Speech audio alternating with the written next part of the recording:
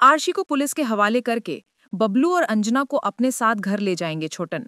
दोस्तों, आज film city के आसमान में बादल नहीं बल्कि एक तीसरी दुनिया का सनसनी भरा तूफान छाई हुई है।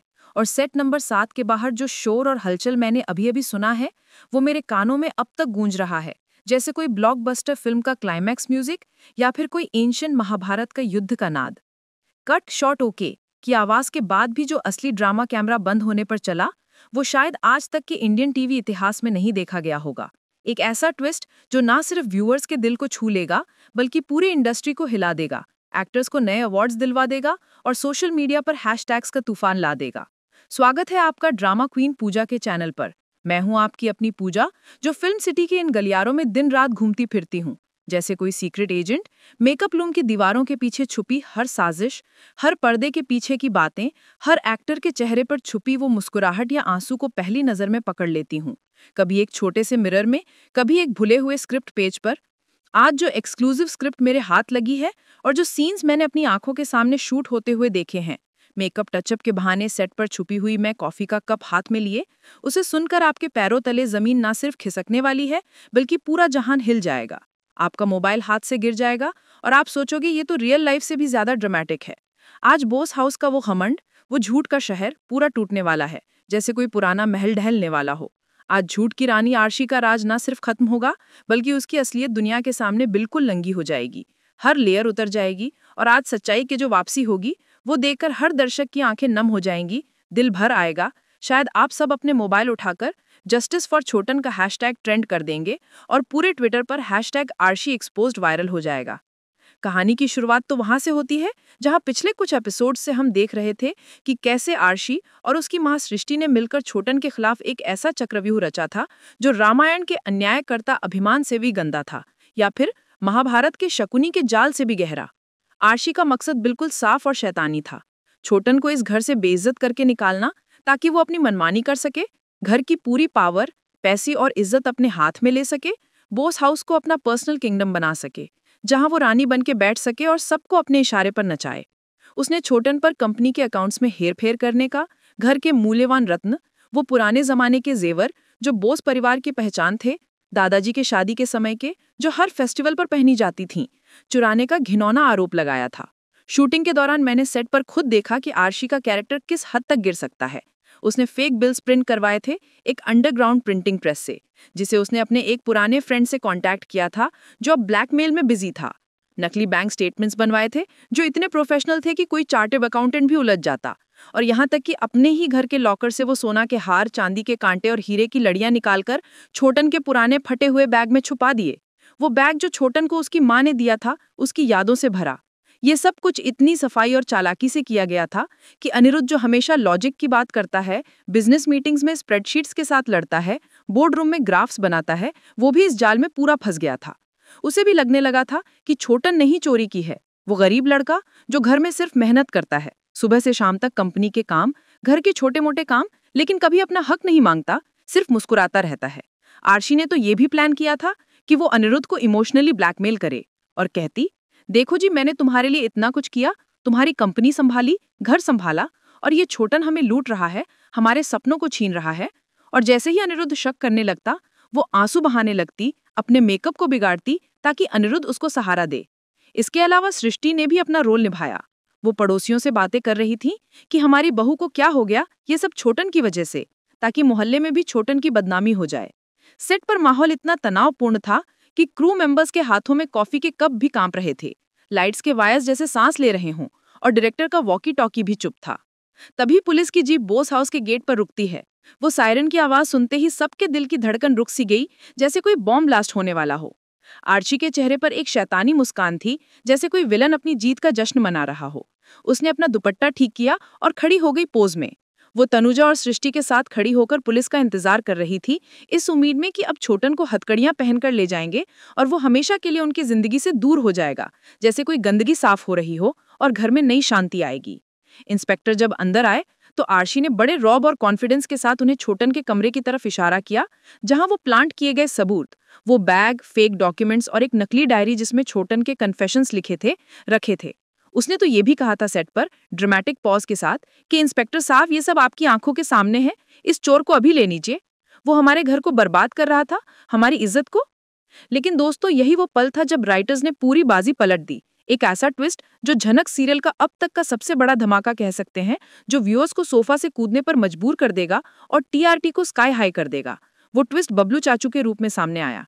बबलू, जो अक्सर शांत रहते हैं, घर के कलेश से दूर अपने छोटे से स्टडी रूम में बुक्स पढ़ते हुए, शाम को चाय पीते हुए, आज उन्होंने वो किया जो किसी ने सोचा भी नहीं था। ना एक्टर्स ने, ना क्रू ने, और ना ही। जैसे ही इंस्पेक्टर और उनकी टीम छोटन की तरफ बढ़ने लगे, बबलू ने उन्हें रोका। वो उनकी राह में खड़े हो गए, अपनी आवाज में एक ऐसी हिम्मत जो पहले कभी नहीं सुनी गई थी, जैसे कोई पुराना सिपाही जाग उठा हो। फिर उन्होंने अपनी जेब से एक छोटी सी पेन ड्राइव निकालकर टेबल पर रख दी, जैसे कोई जादूगर अपना सबसे बड़ा जादू दिखाने वाला हो, और कहा, पहले ये देखो, फिर फैसला। सेट पर सन्नाटा छा गया। सिर्फ कैमरा का विरिंग साउंड और क्रू की सांसें सुनाई दे रही थी। अर्शी का असिस्टेंट भी रुक गया था। अर्शी की वो शैतानी मुस्कान धीरे धीरे गायब होने लगी। उसका चेहरा पीला पड़ने लगा, जैसे कोई भूत सामने आ गया हो। हाथ कांपने लगे। बबलू ने खुलासा किया, अपनी आवाज में गुस्से और दुख का मिला जुला सुर। इंस्पेक्टर साहब, ये सबूत नहीं, असलियत है। वो जिस दिन अर्शी ये साजिश रच रही थी, जिस वक्त वो छोटन के कमरे में दबे पांव जाकर वो चोरी के जेवर छुपा रही थी, उसे लगा था कि कोई नहीं देख रहा, ना घर वाले, ना नौकर, ना सीसीटीवी। लेकिन मैंने घर में चोरी के डर से, जो पहले भी कुछ छोटी मोटी चीजों के गायब होने से शुरू हुआ था, जैसे तनुजा की एक कंगनी, कुछ दिन पहले ही एक हिडन सीसीटीवी कैमरा हॉलवे और छोटन के कमरे के बाहर इंस्टॉल करवाया था। इसकी खबर घर में किसी को नहीं थी, ना अनिरुद्ध को, ना तनुजा को, सिर्फ मैं और एक ट्रस्टेड टेक्नीशियन को, जो अब रिटायर्ड है। पुलिस ने वहीं लैपटॉप पर वो फुटेज प्ले किया और दोस्तों, वो सीन देखकर तो मेरा भी दिल धड़क उठा। हाई डेफिनेशन में, टाइम स्टैम्प के साथ। फुटेज में सब कुछ क्रिस्टल क्लियर था। अर्शी का चेहरा बिल्कुल नजर आ रहा था। वो रात के अंधेरे में टॉर्च की रोशनी से बैग खोलती हुई, जेवर डालती हुई, एक हेयरपिन से लॉक तोड़ती हुई, और फिर बाहर आकर शैतानी हंसी हंसना, अपने आप से बोलती हुई, अब जे घर मेरा है, छोटन को सड़क पर डाल दूंगी। ये सबूत इतना पुख्ता, इतना अनडिनाइबल था कि अर्शी के पास बचाव का कोई रास्ता नहीं बचा। ना एक्सक्यूजेस, ना झूठ, ना ड्रामाबाजी। फुटेज के एंड में बोनस क्लिप भी था। अर्शी सृष्टि से फोन पर बात कर रही थी। माँ, हो गया काम, कल पुलिस आएगी। अब वो सीन आता है जिसका हम सबको इंतजार था, जो हर फैन के सपनों का हिस्सा था, और जो सेट पर शूट करते वक्त एक्ट्रेस ने 5 टेक्स में परफेक्ट किया। इंस्पेक्टर ने मुड़कर छोटन को नहीं, बल्कि अर्शी को सलाम किया, लेकिन इज्जत वाला नहीं, गिरफ्तारी वाला, हैंडकफ्स की चमक वाला। और टीम ने रेडियो पर रिपोर्ट किया। जब इंस्पेक्टर ने ऑफिशियल टोन में कहा, Mrs Arshi Bose, you are under arrest for forgery, framing an innocent person, theft of family heirlooms, conspiracy with family members and filing a false police complaint। आपको police station ले जाया जाएगा और कोर्ट में पेश किया जाएगा। तो अर्शी के होश उड़ गए, जैसे कोई ठंडे पानी का शावर लग गया हो। वो पीछे हट गई। वो चीखने लगी, अपनी आवाज फाड़कर, ये झूठ है, ये वीडियो डॉक्टर्ड है, किसी ने मेरा बदला लेना है, बबलू चाचू आपने ये किया। वो अनिरुद्ध की तरफ दौड़ गई, उसका हाथ पकड़कर उसे बचाने की भीख मांगने लगी। रोते हुए कहती, अनिरुद्ध जी, तुम तो जानते हो मैं ऐसी नहीं हूँ, ये सब गलत है, हमारा बेटा, हमारी जिंदगी, प्लीज कुछ करो। लेकिन अनिरुद्ध, जो स्क्रीन पर अपनी पत्नी की असलियत देख चुका था, वो फुटेज जो उसके दिल को चीर गया, उसकी सारी यादें झूठा बना दी, वो पत्थर की मूर्ति बनकर खड़ा रहा। उसके चेहरे पर गुस्सा कम और शर्मिंदगी ज्यादा थी, जैसे वो खुद को सजा दे रहा हो कि इतने सालों से अंधे थे, और सोच रहा हो, मैं कैसे इतना भोला था। सृष्टि ने पुलिस वालों को धमकाने की कोशिश की, बड़े पॉलिटिशियंस का नाम लिया, कहती मेरे बोस सीएम के साथ हैं, आपको ट्रांसफर करवा दूंगी, ये बोस फैमिली है। लेकिन बबलू ने इंस्पेक्टर से साफ और सख्त लहजे में कह दिया, कानून अपना काम करेगा इंस्पेक्टर साहब, चाहे सामने कोई भी हो, बोस हो या कोई और, हम लोग आपके साथ हैं और ये केस आगे बढ़ेगा।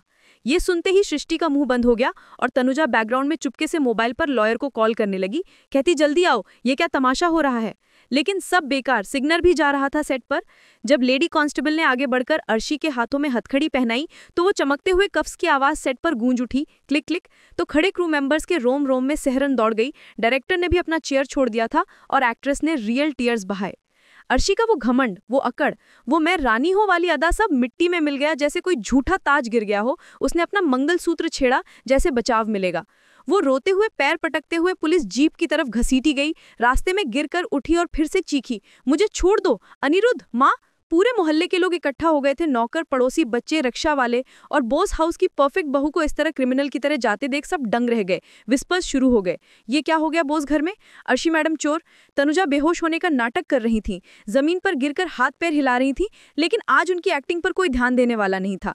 सबकी नजरें अर्शी पर थी और एक पड़ोसन ने तो वीडियो बना लिया।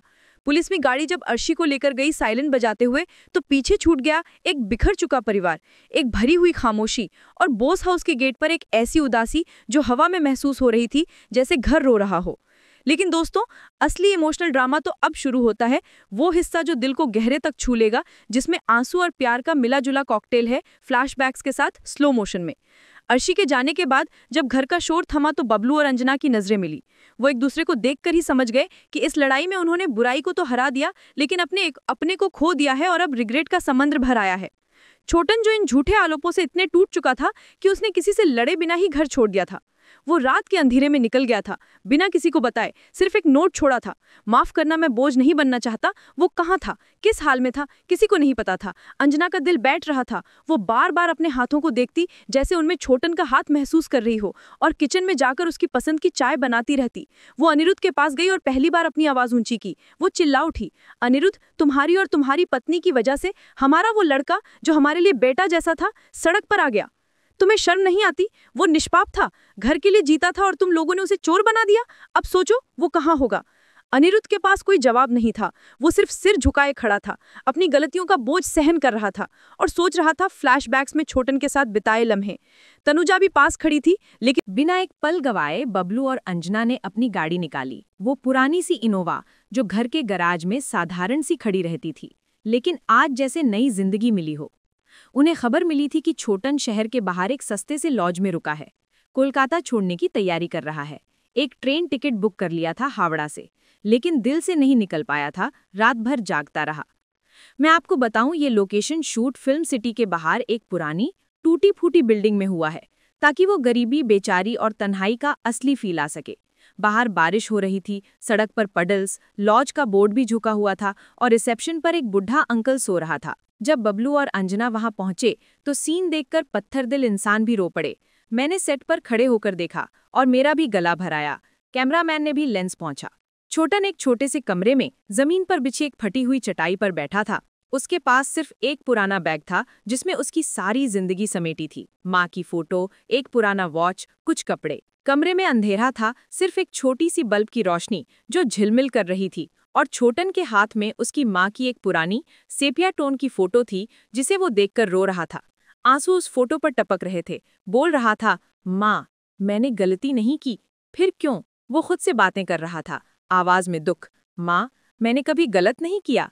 फिर क्यों सब मुझे चोर समझ रहे हैं? मैं तो सिर्फ घर संभालना चाहता था, कंपनी में मदद करना चाहता था, लेकिन अब तो वहां भी जगह नहीं मेरी। मैं कोलकाता छोड़ दूंगा, कहीं दूर जाऊंगा।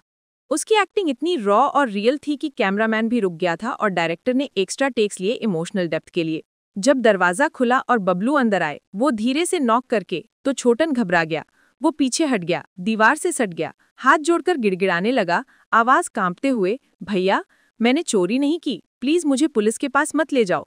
मैं जा रहा हूँ, बस एक मौका दो, टिकट बुक कर लिया है। ये डायलॉग और छोटन की एक्टिंग इतनी पावरफुल थी कि डायरेक्टर ने कट बोलने के बाद भी सेट पर 2 मिनट का मौन रखा। सब रो रहे थे, एक्टर्स और क्रू दोनों। एक लाइट बॉय ने तो हैंकरचिफ दिया। बबलू का दिल ये सुनकर चकनाचूर हो गया। उनकी आंखें लाल हो गई थीं। वो सोच रहे थे, ये मेरा भाई है, मैंने इसको बचाया नहीं। उन्होंने आगे बढ़कर छोटन के हाथ पकड़ लिए, उसे गले लगा लिया। वो मजबूत साबरालान लेकिन प्यार भरा, और कान में कहा, बेटा, तू मेरा बेटा है। अंजना जो दरवाजे पर खड़ी थी, वो दौड़कर आई और छोटन के सिर पर हाथ फेरने लगी, उसके बाल सहलाते हुए, आंसू पोंछते हुए। तू चोर नहीं है बेटा, चोर तो वो थी जो अब जेल में है, अपने झूठों के साथ सड़ी हुई, मच्छरों के साथ। बबलू ने रोते हुए कहा, अपनी आवाज संभालते हुए। उन्होंने छोटन को पूरी स्टोरी बताई, सीसीटीवी फुटेज से लेकर अर्शी की गिरफ्तारी तक, हर डिटेल, ताकि उसका शक दूर हो जाए, और एक एक फ्रेम डिस्क्राइब किया। छोटन को विश्वास नहीं हो रहा था। वो बार बार पूछता रहा, आंखें पोंछते हुए, क्या सच में? क्या दादा यानी अनिरुद्ध को पता चला? मैंने कुछ नहीं किया। और भाभी यानी तनुजा, वो तो मुझे हमेशा टॉन्ट मारती थी। बबलू ने उसे विश्वास दिलाया, कहते हुए, हाँ बेटा, अब सब जानते हैं। तेरा सर अब शर्म से नहीं, गर्व से उठेगा। तू हमारा सबसे बड़ा सहारा था, कंपनी के अकाउंट्स तूने संभाले थे। अंजना ने उसके बिखरे हुए कपड़े समेटे, उसका बैग उठाया और नरमी से कहा, चल अपने घर चल, वहां तेरा इंतजार है, और माँ की फोटो को भी ले जा। छोटा ने पहले मना किया, उसके आत्मसम्मान को इतनी चोट पहुंची थी कि वो सोच रहा था, वापस जाऊंगा तो फिर से ताने सुनने पड़ेंगे, चोर कह लेंगे। वो बोला, नहीं चाची जी, मैं अब यहीं कहीं नौकरी ढूंढ लूंगा, आप लोगों को परेशान नहीं करूंगा, मैं अकेला रह लूंगा। लेकिन बबलू ने आज एक बड़े भाई का, एक पिता का फर्ज निभाया। उन्होंने कसम खाई, अपना हाथ उसके कंधे पर रखकर, बेटा, वो घर तेरा है और तुझे वहां हक से रहना है, किसी की मेहरबानी पर नहीं। अब से घर में तेरी मर्जी के बिना एक पत्ता भी नहीं हिलेगा, ये मेरा वादा है। और अगर कोई बोलेगा तो मैं खड़ा रहूंगा। ये सुनते ही छोटन के आंसू रुक गए और वो सिर्फ सिर हिला सका, गले लगा लिया। अंजना ने उसका चेहरा साफ किया एक पानी की बोतल से, एक छोटी सी दुआ दी, भगवान तेरा भला करे, और तीनों गाड़ी में बैठ गए। वो ड्राइव वापस घर की तरफ एक नई शुरुआत जैसी लगी। रास्ते में बारिश रुक गई थी, जैसे आशीर्वाद। अब आता है वो grand scene, the homecoming, जो सीरियल का इमोशनल पीक है और जो 10 मिनट का मॉन्टेज बनेगा बीजीएम के साथ। बबलू और अंजना छोटन को लेकर वापस बोस हाउस पहुंचे। शाम हो चुकी थी और घर की लाइट्स जली हुई थीं। वो ड्राइंग रूम की चैंडलियर, बालकनी की फेरी लाइट्स, सब जैसे स्वागत कर रही थीं और हवा में अगरबत्ती की खुशबू। जैसे ही उनकी गाड़ी पोर्टिको में रुकी, अनिरुद्ध, तनुजा, सृष्टि, जो अब चुप थी, चेहरा पीला, और बाकी घर वाले भी नौकर, जो छोटन से प्यार करते थे, बाहर निकल आए। तनुजा के चेहरे पर अभी भी नाराजगी थी, लेकिन डर भी था कि क्या होगा अब। अनिरुद्ध नजरें झुकाए खड़ा था, हाथ जोड़कर सोच रहा था माफी कैसे मांगे। बबलू ने गाड़ी का दरवाजा खोला और छोटन को बाहर निकाला। छोटन के कदम लड़खड़ा रहे थे, वो अभी भी डर रहा था, नजरें नीचे, हाथ में बैग टाइट पकड़े। लेकिन अंजना ने उसका हाथ थाम रखा था, जैसे कोई शेरनी अपने बच्चे को संभाल रही हो, और धीरे से कहा, डर मत बेटा। बबलू ने सबके सामने घर के आंगन में खड़े होकर ऐलान किया। उनकी आवाज में जो दम था वो सुनने लायक था, जैसे कोई प्रवचक बोल रहा हो, और सब चुप।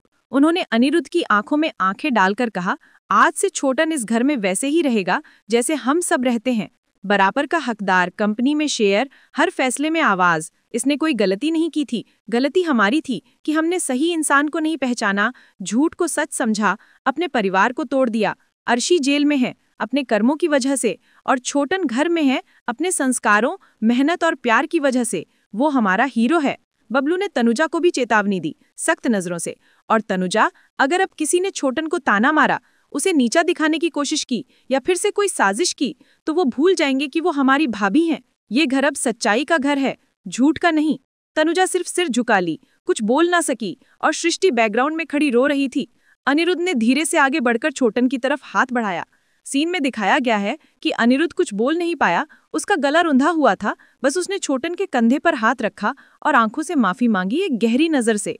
छोटन, जो दिल का बहुत साफ है, उसने अनिरुद्ध को देखा और हल्का सा मुस्कुरा दिया। वो मुस्कुराहट छोटी थी, लेकिन अनिरुद्ध के लिए किसी तमाचे से कम नहीं थी, जैसे उसका सबसे बड़ा गुनाह माफ हो गया हो, और वो भी मुस्कुराया। फिर अंजना पूरे विधि विधान से आरती की थाली लेकर आई। धूप, कपूर, फूलों की माला, तिलक का चंदन, और छोटन का स्वागत किया, बिल्कुल वैसे जैसे किसी युद्ध से लौटे विजय योद्धा का किया जाता है। सबने हाथ उठाए, सबने साथ मिलकर कहा, आओ छोटन, स्वागत है। और छोटन को वापस उसके कमरे में ले जाया गया, जिसे अंजना ने नौकरों से साफ करवाकर फूलों से सजा दिया था। नए बेडशीट्स, कर्टन्स, एक नया अलमीरा, और सारे नेगेटिव चीजें, वो बैग, फेक डॉक्यूमेंट्स हटा दी गई थीं, और जगह पर एक छोटी सी पूजा की फोटो रखी गई थी। कमरे में एक छोटी सी केक भी थी, वेलकम होम छोटन लिखी हुई, जो अंजना ने खुद बनाई थी। स्क्रिप्ट के आखिरी हिस्से में हम देखते हैं कि घर का माहौल कैसे बदल गया है। एक तरफ अर्शी लॉकअप में मच्छरों के बीच बैठी है, अपने किए पर चिल्ला रही है, बदला लेने की कस्में खा रही है, जेल की दीवारों से टकराती हुई, सोच रही, मैं बाहर आऊंगी और सबको बर्बाद कर दूंगी। और दूसरी तरफ छोटन डाइनिंग टेबल पर बबलू और अंजना के साथ बैठा है, जहां अंजना उसे अपने हाथों से खाना खिला रही है। घर का स्वादिष्ट दाल चावल, रोटी और सब्जी, और छोटन पहली बार हंस रहा है, बोल रहा है, चाची जी, ये स्वाद तो स्वर्ग का है। अनिरुद्ध भी ज्वाइन करता है, चुपके से, और टेबल पर बैठता है। ये विजुअल कॉन्ट्रास्ट दिखाता है कि अंत में जीत सच्चाई और सरलता की ही होती है। झूठ कितना भी चमके, एक दिन टूट जाता है और परिवार वापस जुड़ जाता है। मैंने सेट पर यह भी सुना है कि इस ट्रैक के बाद झनक की एंट्री भी एक नए अंदाज में होगी। अब घर में उसका सबसे बड़ा दुश्मन यानी अर्शी जेल में है, और उसका सबसे बड़ा सहारा यानी छोटन वापस आ गया है, तो उनका बॉन्ड और मजबूत होगा। शायद एक नई दोस्ती की शुरुआत या रोमांस का हिंट। और झनक छोटन को थैंक यू का गीत गाएगी। तो दोस्तों, तैयार हो जाइए अपने टिश्यूज के डब्बे लेकर, क्योंकि आने वाले एपिसोड्स में इमोशंस का सैलाब आने वाला है। कोर्ट रूम ड्रामा, जहां अर्शी विटनेस बॉक्स में खड़ी होगी, फैमिली रिकंसिलिएशन के सीन्स, अनिरुद्ध का गिल्ट ट्रिप और शायद एक अर्शी का ट्विस्टी कमबैक जेल से। अर्शी की गिरफ्तारी पर आपको कितनी खुशी है और छोटन की इस सम्मानजनक वापसी पर आपका क्या कहना है? मैं जानती हूँ आप सब कमेंट्स में जस्टिस फॉर छोटन लिखने वाले हैं और शायद #छोटन रिटर्न्स ट्रेंड कर दे या #बोस फैमिली रियूनाइटेड। मेरे सोर्सेज ये भी बता रहे हैं कि कोर्ट रूम ड्रामा भी जल्दी शूट होने वाला है, जहां बबलू गवाह बनेंगे, अनिरुद्ध को क्रॉस क्वेश्चनिंग होगी, सृष्टि का इमोशनल ब्रेकडाउन और शायद एक इमोशनल टेस्टिमनी छोटन से। लेकिन वो अपडेट मैं आपको अगले वीडियो में दूंगी, स्पॉयलर्स ना हो जाएं। लेकिन हिंट, एक नई विलन एंट्री भी हो सकती है। इस वीडियो को लाइक कीजिए, शेयर कीजिए ताकि हर फैन तक ये खुशखबरी पहुंच सके। सब्सक्राइब करना ना भूलें, बेल आइकन दबा दीजिए और कमेंट में बताओ आपका फेवरेट मोमेंट क्या था। मैं हूं पूजा, आपकी ड्रामा क्वीन, जो लाती रहेगी फिल्म सिटी से जुड़ी हर चटपटी, एक्सक्लूसिव और दिल को छूने वाली खबर, हर साजिश, हर ट्विस्ट। तब तक के लिए देखते रहिए झनक और बने रहिए इमोशनल रोलर कोस्टर के लिए, क्योंकि असली ड्रामा तो अभी शुरू हुआ है और ये सिर्फ शुरुआत है, आगे और भी ट्विस्ट्स आने वाले हैं।